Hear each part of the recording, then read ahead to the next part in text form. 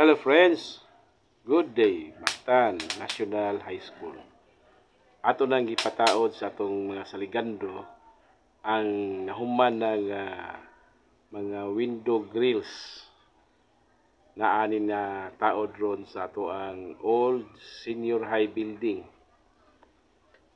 Kini siya dugang dipinsa ni sa atong mga bintana kay ato ang magipangtaod nga mga jealousy nga hinahinay na og ka buak muna nga sayo na lang pod sudlon atong room ari-agi sa bintana. So muna ato gining gigastuhan sa atong school imuwi pagpahimo aning window grill nga napo gyud ni kabuok ato ang itaod dinhi sa tuang old senior high building para sa safety sa atong mga classroom ug sa mga kabataan. Thank you.